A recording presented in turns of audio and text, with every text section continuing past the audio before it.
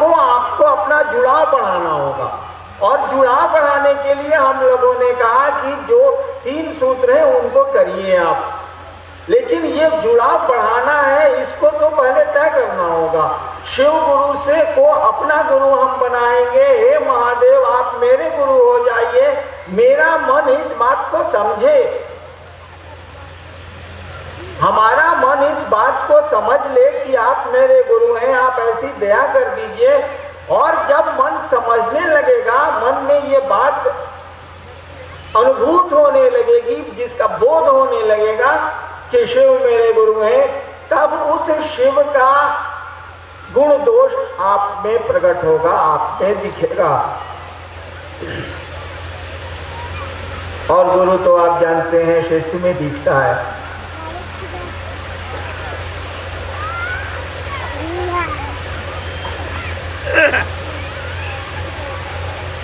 तो शिव को गुरु मानना तो जरूरी है, ठीक है,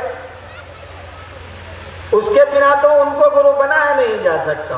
संबंध की शुरुआत तो मानने से होगी। किसी ने घोषणा करा ली, शिव को गुरु मान लिया। शिव को गुरु मानने में कुछ भी नहीं लगता। अब तो हम लोगों ने कह दिया कि आप शिव को गुरु मानते हैं, घोषणा कराने के लिए भी आपको कहीं नहीं जाना। अब आपने शिव को गुरु माना, अपनी घोषणा खुद कर लीजिए आप चाहें तो, दूसरे के पास जाने की जरूरत नहीं है। मन है तो दूसरे से घोषणा कराइए, नहीं तो स्वतः कर लीजिए कि मैंने शिव को गुरु माना है, अंतरिक्ष को ये सूचना दी जाए।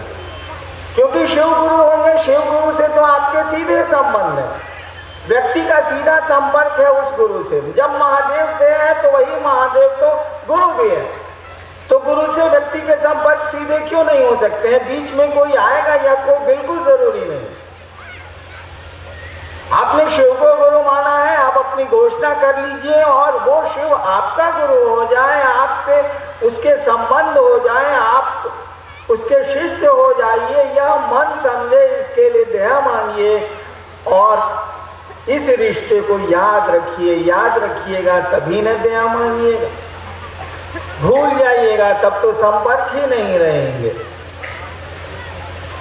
किसी भी संबंध को याद रखिएगा तब न संबंध चलेंगे, याद न रखिएगा तो संबंध कैसे चलेंगे? हम लोग अपनी यात्राओं में, वो बस की यात्रा हो या ट्रेन की यात्रा हो, सह यात्री से, सामने वाले या बगल वाले यात्री से कितनी दोस्ती रात भर के लिए कर लेते हैं, थोड़ी देर के लिए कर लेते हैं। सुबह यात्रा खत्म हुई या 4 घंटे के बाद यात्रा खत्म हुई, वो कहीं गया, हम कहीं गए, कोई संबंध तो नहीं रहा। 4 घंटे का संबंध रहा या रात भर का यात्रा में संबंध रहा, यात्रा खत्म हुई, वो कहीं, हम कहीं, कोई परिणाम इसके ना आएंगे। वो 4 घंटे में आ सकते हैं, उसके पराठे आप खा लीजिए, आपका भुजिया वो खा ले सफर में, लेकिन इससे ज्यादा कोई परिणाम आपको नहीं आएंगे, क्योंकि सुबह के बाद तो आप भी भूल गए, वो भी भूल गए।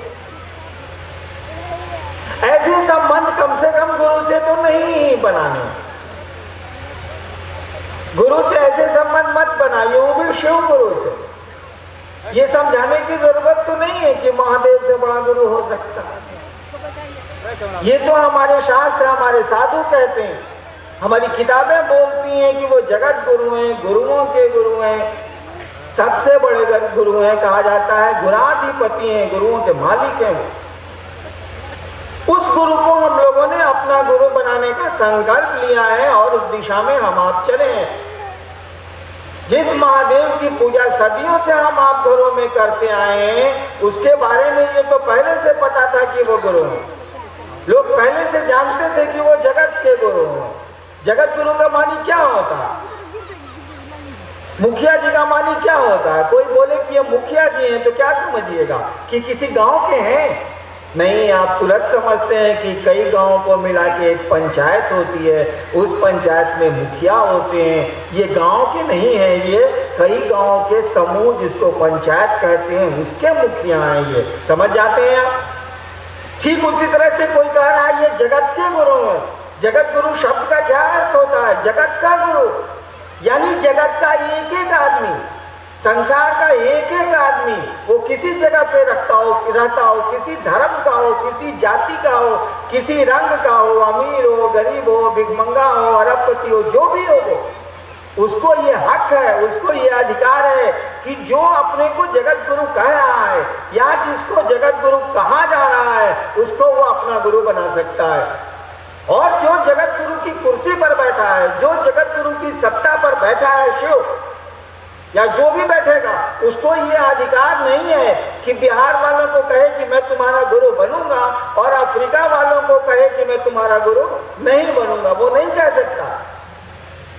वो नहीं कह सकता है समुद्र के मछुआरों को जो मछलियां खा के जिंदगी गुजारते हैं कि तू मछली खाता है इसलिए तेरा मैं गुरु नहीं बनूंगा, मैं तो सब्जी खाने वालों का गुरु बनूंगा। नहीं कह सकता वो, इसलिए नहीं कह सकता कि वो जगत का गुरु है।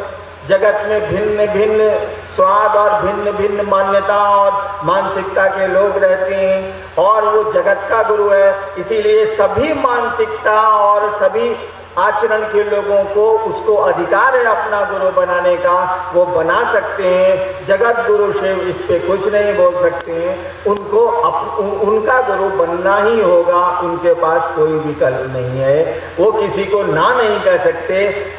जब भी कोई उनको अपना गुरु बनाएगा, वो कहीं का रहने वाला हो, कोई आदमी हो, कैसा भी आदमी हो, शिव को उसको शिष्य के रूप में स्वीकार करना ही होगा। और गुरु का काम क्या है? गुरु क्या करते हैं? संगीतज्ञ गुरु होगा तो अपने चेला को संगीत सिखाएगा बढ़िया से बढ़िया, अगर बढ़िया गुरु है तो। अगर पहलवान गुरु है तो अपने चेला को क्या बनाएगा? पहलवान बनाएगा। अगर दर्जी गुरु है तो अपने चेला को क्या बनाएगा? कपड़ा बढ़िया से बढ़िया सिलना सिखाएगा। ठीक उसी तरह से कोई गुरु है जिसको आध्यात्मिक गुरु कहते हैं, वो क्या करते हैं? कहा जाता है कि गुरु परमात्मा होते हैं। श्लोकों में कहा गया है कि गुरु साक्षात परब्रह्म, गुरु ब्रह्मा गुरु विष्णु गुरुदेवो महेश्वरा। गुरु साक्षात परब्रह्म कहा गया है कि गुरु परमात्मा होते हैं। तो जो होंगे वही ना बनाएंगे। संगीतज्ञ गुरु अपने चेला को संगीतज्ञ बनाता है, दर्जी गुरु अपने शागिर्द को दर्जी बनाता है, पहलवान उस्ताद अपने शागिर्द को पहलवान बनाता है। तो जो गुरु हैं जिनके बारे में कहा जाता है कि गुरु परमात्मा होते हैं, वो अपने शिष्य को परमात्मा बनाएंगे। परमात्मा बनाने का क्या मानी होता है? अरे हमारा आपका मन शिव होता है, हमारा आपका शरीर शिव नहीं होता है। हमारा आपका मन शैतान होता है, हमारा आपका शरीर शैतान नहीं होता। ये तो माध्यम है। मन न शिव होता है, मन न शैतान होता है। तो वो गुरु अपने शिष्य के मन को शिव बनाते हैं, मन में शिव को प्रतिष्ठित करते हैं, मन में शिव का आचरण प्रतिष्ठित करते हैं। आप शिष्य के मन को शिव का मन बनाते हैं। देखिए, शिव का मन हो जाएगा तो कैसा होगा ये तो हम लोग नहीं कह सकते हैं कि कैसा होगा, लेकिन जैसा सुनते हैं और जैसा देखते हैं। देखिए तो शिव की तस्वीर में सांप भी रहता है, मोर भी रहता है। मोर सांप को खाता है, चूहा भी रहता है, सांप भी रहता है। तस्वीर देखिए, सांप चूहे को खाता है। भगवती का बाघ भी वहां बैठा दिखता है और महादेव का बसहा भी बैठा दिखता है। बाघ बैल को खाता है, मैंने देखा है अपनी आंखों से खाते हुए, मारते हुए। और शिव की तस्वीरों में ये चुपचाप बड़े शांत, बड़े प्रेम से बैठे दिखते हैं। मन जब शिव हो जाएगा ना, तो ये प्यार की प्रतिमूर्ति हो जाएगा। सांप तो जन्मजात चूहे को खाता है, शिव की प्रेम की परिधि में जब जाता है तो अपने जन्मजात गुण को छोड़ देता है। मोर जन्मजात सांप को खाता है। शिव प्रेम की परिधि में, शिव भाव की परिधि में, शिव प्रेम की परिधि में जैसे जाता है, देखिए तस्वीरों में मोर जो है कार्तिकेय का महादेव के सांप को नहीं खा रहा। बाघ बैल को जन्मजात मारता है, कॉन्जेनाइटल हैबिट है उसका, पैदाइशी उसकी आदत। शिव की तस्वीरों में देखिए कितने शांत चित्त ये नजर आते हैं। मन जब शिव हो जाएगा तो प्रेम की प्रतिमूर्ति हो जाएगा, जन्मजात दोषों को छोड़ेगा और तब संसार कितना सुंदर होगा। कहा जाता है कि संसार को अगर सुंदर बनाना है तो एक एक व्यक्ति को सुंदर बनाना होगा, क्योंकि व्यक्ति से संसार बनता, हमसे आपसे ये दुनिया बनती। अगर हम आप सुंदर हो जाएं, शिव हो जाएं, शिवमय हो जाएं, संसार भी सुंदर हो जाएगा, वह भी शिवमय हो जाएगा। कोई नारा दे रहा है कि संसार को शिवमय बनाना है, इस नारे से क्या होगा? जब तक एक एक व्यक्ति शिवमय नहीं होगा, जब तक एक एक व्यक्ति शिव से जुड़ाव नहीं का व्यक्ति शिव से जुड़ाव नहीं होगा, संसार शिवमय कैसे होगा? हो ही नहीं सकता। प्रेम का सागर कैसे छलकेगा? प्रेम के तो कहा ही जाता है कि उनके बारे में करुणा अवतार, करुणा के अवतार हैं वो। तो गुरु अपने शिष्य को शिव बनाते हैं, उसके मन को शिव बनाते हैं। मैंने आपको कहा ना कि मन ही शैतान होता है, मन ही शिव होता है, मन ही राक्षस होता है, मन ही देवता होता है।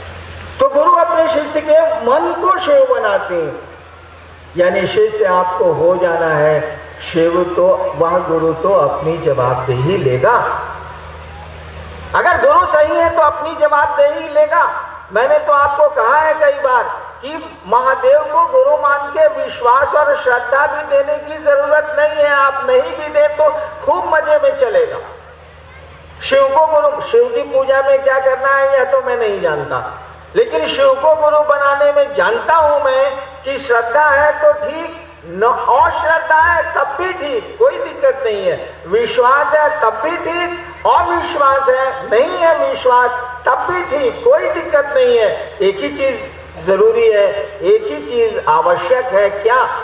हमारा आपका संकल्प कि हम अपने गुरु शिव से अपना जुड़ाव करेंगे। शिव हमारे गुरु रहेंगे, शिव हमारे गुरु हैं और रहेंगे, और ये संबंध हम आप भूले नहीं। बच्चा लाख मास्टर साहब के खिलाफ बोल रहा है, बच्चा मम्मी को लाख बोल रहा है कि आज मेरा माथा दुखा रहा है, स्कूल नहीं जाएंगे, क्योंकि स्कूल जाने का उसको मन नहीं करता है। मास्टर उसको बढ़िया आदमी नहीं नजर आता है, खेलने नहीं देता। लेकिन मम्मी तय किए हुए हैं, पापा तय किए हुए हैं, मास्टरवा ससुरा तय किए हुए हैं कि आया काहे नहीं। मम्मी भी तय किए हुए हैं, पापा भी तय किए हुए हैं, भैया भी तय किए हुए हैं, दीदिया भी तय किए हुए हैं कि लाख बहाना हमारे स्कूल पहुंचाना ही है स्कूटर साइकिल पे। धीरे धीरे, और श्रद्धा तो उस बच्चे के पास है, वह क्या जानता है कि मास्टर पढ़ा के उसको क्या बनाएगा, जिंदगी में लौकिक शैक्षणिक गुण आएंगे तो उसको क्या परिणाम मिलेगा। उसका खेल छूट रहा है, इसीलिए वो शोर कर रहा है और स्कूल नहीं जाना चाहता है। बंधन में कोई जीना थोड़ी ही चाहता है। विद्यार्थी या बच्चा जो है वो स्कूल में अपने को बंधन में पाता है, उसके मन का नहीं होता है, इसीलिए वो जाना नहीं चाहता। फिर भी शिक्षक पढ़ाते हैं, शिक्षक अपनी गरिमा निभाते हैं। मैं तो इसका साक्षात उदाहरण हूं। मेरे पिता अभी जिंदा है, 80 साल के।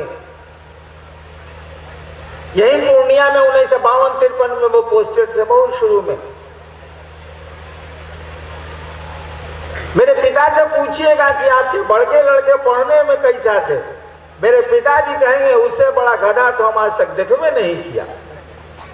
मैं पढ़ता ही नहीं था, हर जगह मास्टर से झगड़े कर लेता था, लेकिन शिक्षक ने पढ़ाया, तभी तो 1975 में मैं डिप्टी कलेक्टर हो गया। पढ़ाया तो उसने जरूर, हमने कोई श्रद्धा नहीं दी, हमने कोई विश्वास नहीं किया, बल्कि उल्टा था मेरे साथ। मैं तो अश्रद्धा करता था, झंझट करता था। मेरे एक प्रोफेसर बैठे हैं यहाँ, रामेश्वर मंडल जी, फर्स्ट ईयर में मेरे ये टीचर थे साहेबगंज कॉलेज में, ये लेक्चरर थे, मैं इनका विद्यार्थी था। इनसे मेरी मित्रताएं हुई थी यूनियन के झगड़े में, और मित्रता ऐसी हुई कि एक साल तक 1967 में 66-67 में एक साल तक प्रतिदिन हम लोग श्मशान जाते थे। ये शिक्षक थे, मैं इनका विद्यार्थी था, लेकिन उस मामले में हम ही इनके शिक्षक थे, ये मेरे विद्यार्थी थे। रोज श्मशान में हम दोनों जाते थे। एक दिन साहेबगंज के श्मशान में जाते थे, सोमवार को गए साहेबगंज श्मशान, तो मंगल को गए कब्रिस्तान, बुध को गए फिर श्मशान, तो बीफे को गए कब्रिस्तान साधना करने रात के मध्य रात्रि को। ये दोनों आदमी हम लोग जाते थे। उस समय तो बहुत पुरानी बात हो गई, 66-67 की बात है। He was my teacher, I was student. लेकिन इनसे भी पूछ लीजिए, बाप तो पता नहीं जिंदा रहेंगे कि नहीं, लेकिन अभी तो हैं और जिंदा भी रहेंगे। इनसे पूछ लीजिए मैं विद्यार्थी कैसा था, हड़के रहते थे हमसे ये लोग डर से। लेकिन इन लोगों ने पढ़ाया कि नहीं पढ़ाया? पहली बार IPS में बैठा, वहां आ गया। दोबारा डिप्टी कलेक्टर की परीक्षा दी, वहां आ गया। शिक्षकों ने तो अपनी गरिमा निभाई, अपना उत्तरदायित्व तो अपनी जिम्मेवारी निभाई। लाख में कमीना था, शिक्षक तो कमीना नहीं निकले। परिणाम तो बता रहे हैं कि शिक्षक ठीक थे, विद्यार्थी के रूप में मैं गड़बड़ जरूर था। इनको कोई श्रद्धा मैंने नहीं दी, इनको कोई विश्वास मैंने नहीं दिया, बल्कि उल्टा रहा मेरी तरफ से। ठीक उसी तरह से मैं आपको बताऊं, ठीक उसी तरह से मैंने शिव को गुरु माना था 1974 में। आरा गांगी के स्मशान में, आरा में गांगी स्मशान है, वहीं 2 बजे रात में मैंने शिव को गुरु माना था। मुझको तो मालूम भी नहीं था कि महादेव गुरु है, मैं नहीं जानता था, ना मैंने पढ़ा था, ना मैंने सुना था, कुछ मैं नहीं जानता था कि महादेव गुरु होते हैं, मुझको कुछ पता नहीं था। मैं बचपन से स्मशान की साधना करता था। 14 साल तक मैंने स्मशान की साधना की, रात में और दिन में योग की साधना करता था।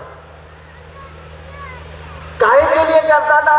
कोई बच्चा अगर साधना कर रहा है 8वीं क्लास से स्मशान में, तो बिल्कुल बात सही है कि लोग पूछेगा काहे लगा तू मसान हो, कोई पूछेगा। तो हमको चमत्कार सीखने का शौक था। मेरा शौक था कि खूब चमत्कार सीखेंगे, बाबा बनेंगे, साले यही धंधा करें। तो मैं चमत्कार सीखने जाता था। उसी में स्मशान भी अपने प्रोफेसर साहब के साथ में कॉलेज में जब गया तो जाता था। मैं 8वीं क्लास से जमुई में मेरे बाबूजी SDO थे, उसी समय से मैं जाता था, 61 से। गए चमत्कार सीखने के लिए, ऐसा फंस गए, ऐसा फंस गए, ऐसा फंस गए कि मत पूछिए। जो गुरु मेरे संपर्क में आए, जो आसमान के लोग मेरे संपर्क में आए, क्या परिणाम मिला आपको क्या कहें। आंखों में आंसू हैं तो देख लीजिए, अन्यथा कहने के लिए मेरे पास शब्द नहीं है। क्या कहूं, कितनी कहानी कहूं, और दुखों की कहानी कह के दूसरों को दुख क्यों दूं मैं। और इसी दुख और इसी प्रताड़ना के चलते 1974 में गांगी स्मशान में मेरे मन में अपने मन से एक ख्याल आया था कि गुरु भगवान होता है तो भगवान गुरु काहे नहीं है। मैं बहुत दुखी था, इतना दुखी था कि मेरे मन में अचानक ये ख्याल आया कि गुरु भगवान होता है। काहे कि अभी हमने श्लोक आपको पढ़ के सुनाया, आपने भी पढ़ा होगा स्कूलों में, गुरु ब्रह्मा गुरु विष्णु गुरु देवो महेश्वर, गुरु साक्षात परब्रह्म, गुरु भगवान होते हैं। तो मेरे मन में आया कि गुरु भगवान होते हैं, ठीक है। इतने गुरुओं के साथ मैं रह लिया, इतने अघोरियों और साधुओं के साथ स्मशान में मैंने समय बर्बाद कर दिए, पढ़ाई लिखाई भी छूट गई, कुछ नहीं मिला, जरा कहाँ फालतू धंधा में हम फंस गए थे। और इसी दुख में, इसी प्रताड़ना में, यहां तक मेरे दुख बढ़ गए थे कि आसमान के प्रेत शिव के रूप में आके मुझको साधनाएं बताने लगे थे। यानी प्रेत भी साले कमीना है, वो भी शिव का रूप ले लेते हैं। और आदमी सामने वाला क्या समझेगा कि ये प्रेत है कि शिव है, कैसे जानिएगा। यही पूर्णिया की कहानी मैं आपको बतलाता हूं। बहुत छोटा था मैं, दूसरे तीसरे में यहाँ पूर्णिया में पढ़ता था। मुझको इतना याद है कि SDO साहब के बंगले के बगल में मेरा बाबूजी का सरकारी बंगला था। SDO साहब का बंगला भी अभी भी शायद वही है। एक बार मैं स्कूल से खेलते आ रहा था कि मेरा एक दोस्त था शंभूचरण यादव, बेचारा मर गया, नहीं है अब। वहीं बगल में SDO साहब के हाथा के पीछे रहता था वो। उसी के यहाँ से खेल के आ रहा था या क्या करके आ रहा था उतना तो याद नहीं है। गेट था मेरा, गेट में जैसे मैं घुसने चाह रहा था, एक आदमी को देखा कि एकदम काली माई के रूप में गेट पर खड़ा है। दिन का समय था। अरे बाप रे, मैं इतना डर गया, इतना डर गया, इतना डर गया कि दौड़ते दौड़ते घर में गया। बाबूजी ने पूछा, माँ ने पूछा, कहाँ भइलो, कहाँ भइलो, कहाँ भइलो, कहाँ भइलो। हम कहा बाप रे बाप, रोड पर गेट पर काली माई खड़ा बरी, बाप रे बाप काली माई खड़ा बरी। बाबूजी ने कहा, अरे बुढ़े बक बहु रुपया हो। उसमें बहु रुपया आता था, मैं डर गया। सोचिए तो मैं क्या जानता था कि साला बहु रुपया है कि काली माई है। जो बच्चा देखे हुए है सो बुझ गए। मैं अपनी बात बोलता हूँ, यही पूर्णिया की बात बोल रहा हूँ। ये 53-54 की बात होगी, बहुत कम उम्र की बात है, लेकिन याद है मुझे। ठीक उसी तरह से शिव के रूप में प्रेत आने लगे। मैं क्या समझता कि साले प्रेत हैं। मैं तो जो देखता था तस्वीरों में शिव को, उन तस्वीरों को उसी तस्वीर से रिजेंबल खा रहे थे, उसके अनुरूप थे। मैंने महादेव तो नहीं समझा, लेकिन महादेव के लोग जरूर समझा, उनकी शक्तियां जरूर समझा। और बड़ी बड़ी श्रद्धा से, बड़ी लगन से उन्होंने जो साधना बतलाई मैं करने लगा। 3 साल के बाद मालूम हुआ उसके आचरण से कि साला भारी प्रेत है।